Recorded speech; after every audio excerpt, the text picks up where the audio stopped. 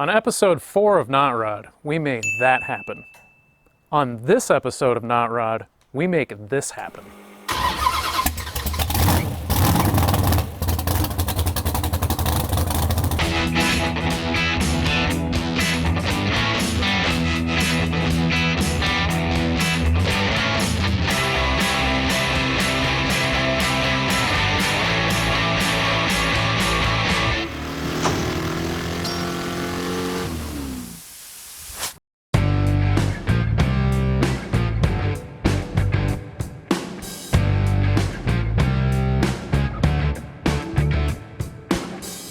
Well, as you can see, the 440 is back from the machine shop. Earlier today, Brandon went through and cleaned up all the parts, so that part of this is all done. And now we're just gonna go through and measure the journals and everything and make sure everything's how it's supposed to be, lined up with the crank and everything. The plan is to hopefully have the bottom end put together this weekend, but you know, we'll see how that goes.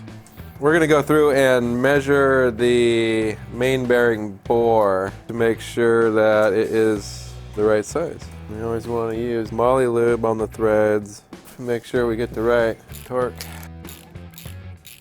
Torque all the nuts to 90 foot-pounds. We want to do that in 3 steps.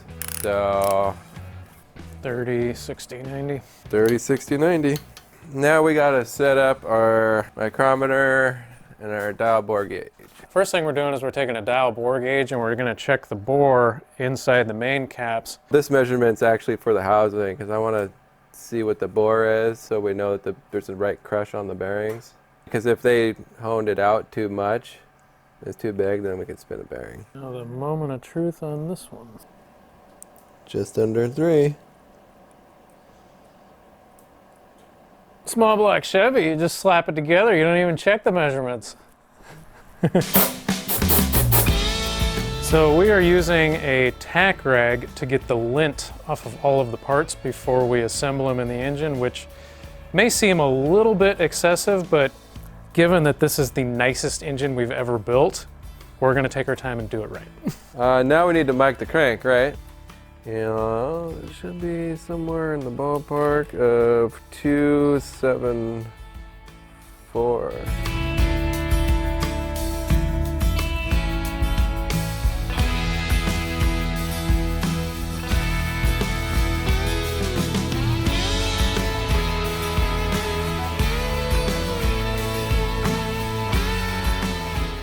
Yeah, that feels pretty good.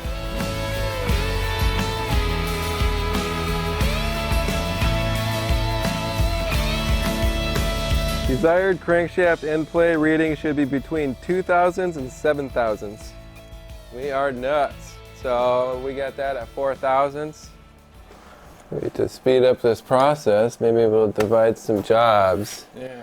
Maybe, do you want to set up that dial bore gauge, go through and measure pistons and bores? Or I'll just keep plugging on the rings. Yeah. Okay, next step, we're gonna install these badass pistons onto these badass rods. So spark plug out, tangs out. Okay, 1 down, 7 more to go. And while I'm doing this, Brandon has been filing all of the number 2 rings on all the pistons because they were all just a little bit too tight. Yeah, so the piston rings I got were pre-filed, but they don't do the second ring. They only do the top ring. Well, you wanna always check them.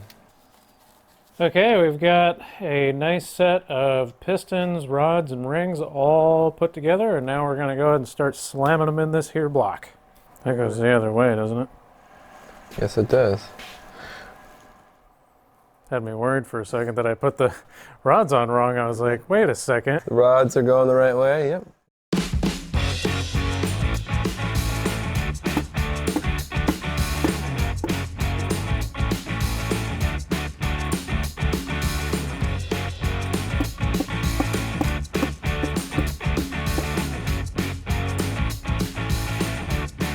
We go for number 6, either 6 or 9, one of the 2.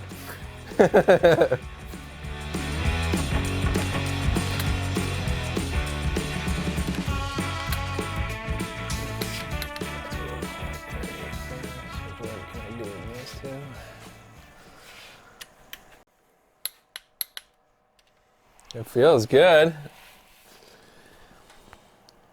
10, 23 thousandths in the hole. Whew, look at them beautiful pistons. That looks sweet. So what I'm doing is I'm just got a little sanding pad for one of these guys, and I'm just cleaning up the castings inside the ports, some of the seams and stuff like that, just smoothing it out a little bit. We're not really porting them out or nothing. Just clean up, and might as well do it while all the valves were out and all that stuff. So we'll be lucky if it makes a difference, but it probably will. Maybe make it run a little bit better at top speed. I don't know. We'll see.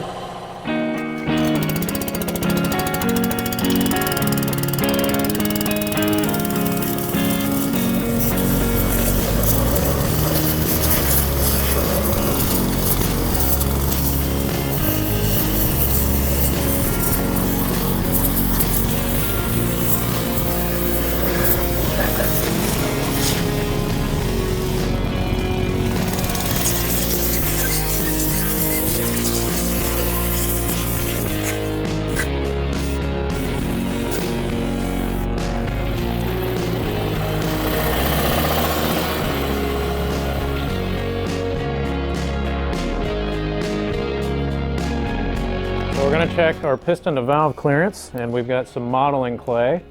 And unfortunately, we searched around everywhere and could not find the correct springs to put on the valves for checking that, and also for getting the correct push rod length. So we're actually going to use these springs off of a little RC car shock, which seem like they should work just fine. Man, I'm going to need a heavy duty spring compressor for this operation. Cool. So, those guys are in. That holds them up on their seat. Okay. We want the modeling clay to stick to the piston, but not the valve.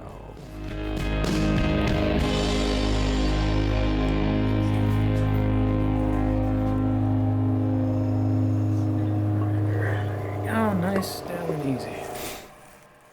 Okay, so I figured I'd give you a little specs on the camshaft that we run. Intake lift is 590 and exhaust lift is 609. And then our duration at 20 thousandths tappet lift is 302 on the intake and 311 on the exhaust. The duration at 50 thousandths lift on the intake is 274, and on the exhaust is 282. So it should be a pretty healthy camshaft. It is on the drag race side of things, so kind of entry-level drag race size camshaft. I didn't want to go too big just because I was worried about how much I could get away with on these heads. These heads aren't exactly your race head. They're just a high-performance street head. They do have bigger valves. It's a 214 valve on the intake, so it's just a hair bigger than factory. I just did a quick degreed the cam just to make sure it was where it should be, and the card says put it in at 108. It all came out at 109, so I guess it's 1 degree retarded. I'm not too worried about that. And for what we're doing, having the cam retarded should actually give you a little bit more high horsepower too. If anything, in the upper RPMs. Yeah, it's going to run better up in the higher RPMs. Or it's going to have, the power band is going to be higher, so which is, it's already really high. It's like 4,500 to 72. All right, now we need rocker arm parts. Those aluminum heads look pretty sweet on there, though. Yeah. Well, I guess let's run it around and see what happens.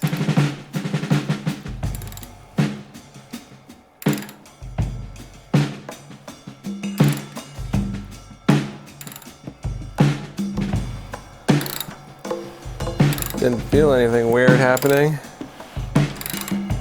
Okay, we're back off. It's this way we take it back apart.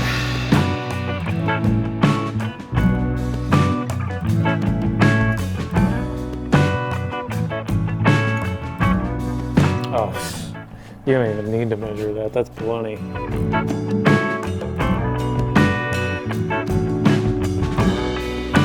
$173. That's tons of room.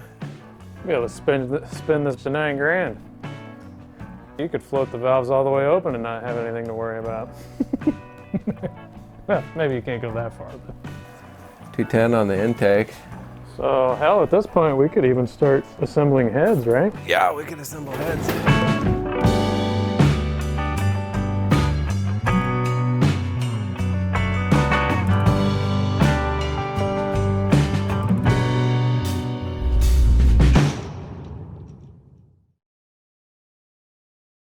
So since unboxing videos are all the rage these days, we figured we'd do one of our own. However, this one has a little bit of a twist. These are like 40-year-old valve covers for a 440, still in the box. They've never been installed on an engine before. So they're basically brand new. Would you like to do the honors, Brandon? Sure. They don't even make these anymore.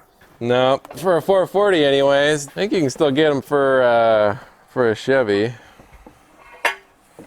I guess Brandon got them from a guy that's just had them in storage for like a long, long So time. I got the bag of goodies. Look at the instructions. Look like they were on a typewriter almost. And there they are. That's what we're gonna run on it. Should look pretty cool. The bag is still completely sealed. I mean, that is super cool. I wonder if it has a date on any of this stuff.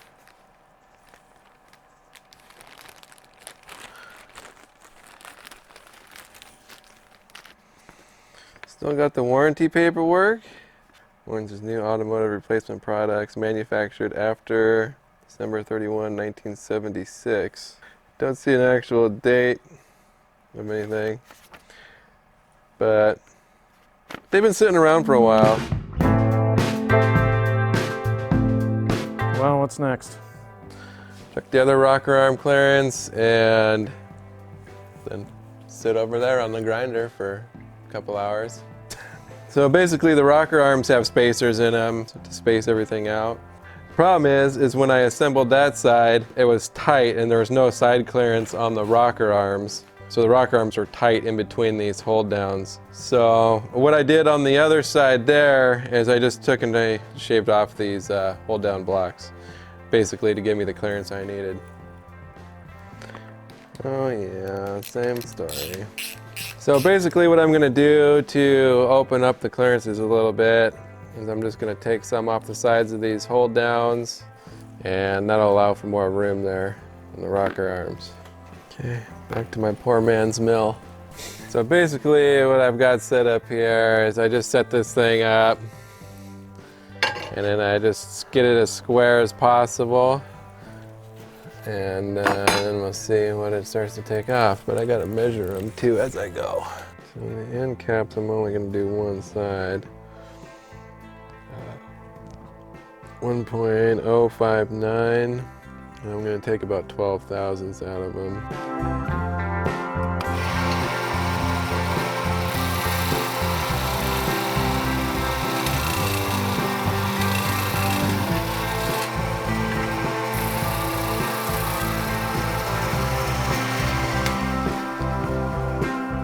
These little buggers get hot after a second.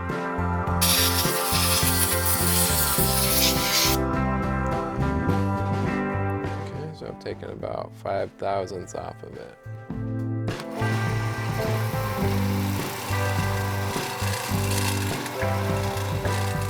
Looks like I got a little something now. It's a little bit tight. Okay.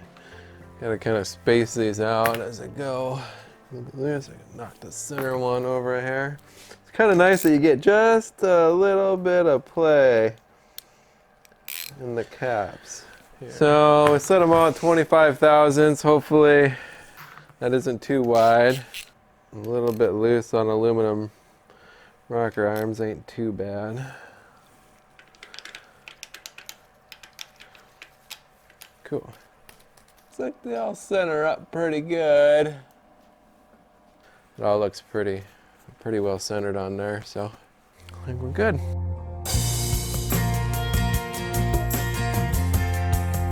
At this point, we had some trouble getting that aftermarket distributor to fit past the heads, so Brandon had to do some custom machining on them.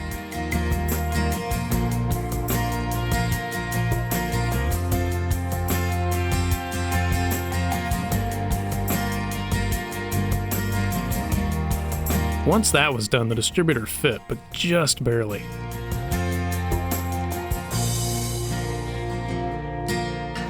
Flex plate here didn't sit on these tabs very flat at all, so I'm just kind of trying to even them up, make them sit right. It was a used converter and it needed some work on it, so I had to fix one of the bolt holes, and then I had to weld up around here. There's a little crack in the pilot hub here, so I welded around that and ground it down. So hopefully it'll work. Transmission installation, go. Whoops. There it is. Boom. Oh man. Okay. Okay, it's an exciting day. We're gonna slap the 440 in the Studebaker. Drive it.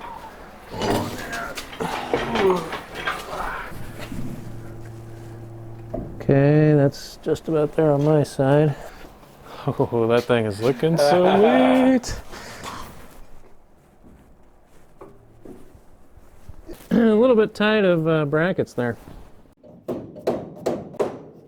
Okay, this side still isn't quite going yet though, so it needs some love or hate, you know, whichever. Whatever you want to call it. Oh, there it goes. Whew, those are snug. Yeah. Ha ha. Whew. Cool. Oh man. Wow. Woo! Yeah.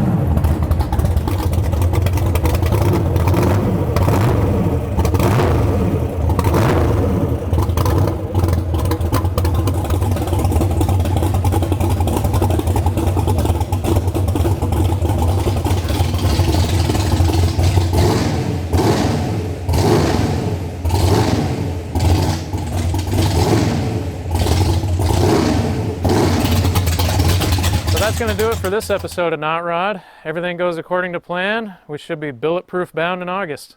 Do a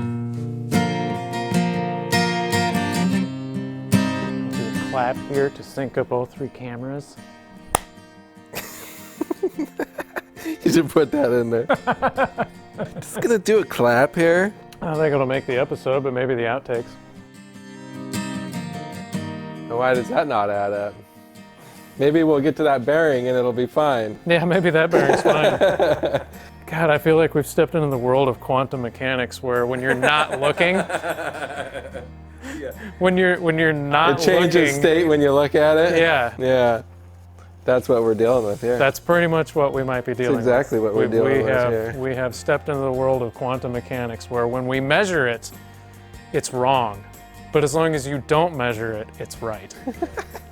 Isn't that something? I mean, 2 out of 5 ain't bad. Just assume the rest of them are right. Yeah, okay. If it was a small block Chevy, we probably would. On this episode of Knot Rod, we make this happen.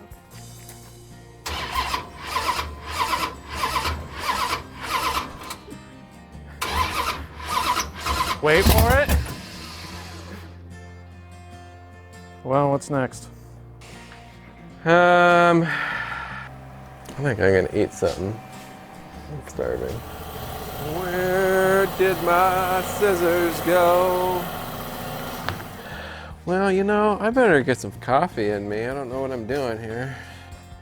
Oh, but it's pizza time. Oh, okay. Perfect timing. Get a bolt in, have some pizza. Yeah. Tighten a bolt, drink a beer. Well, just so everybody knows, if you use purple power on your aluminum heads, they will discolor like that. Yeah. So maybe just don't do that. Don't do it. Not sure that it's gonna hurt anything, but... Like, you know how Nike has their slogan, just do it? This is the opposite of that. This is just don't do it. Which is like most everything we do. Just don't do it. Just don't do it. Yeah, if anything, that puts us on the tight side, really, from where we wanted it to be, but... Oh, mother...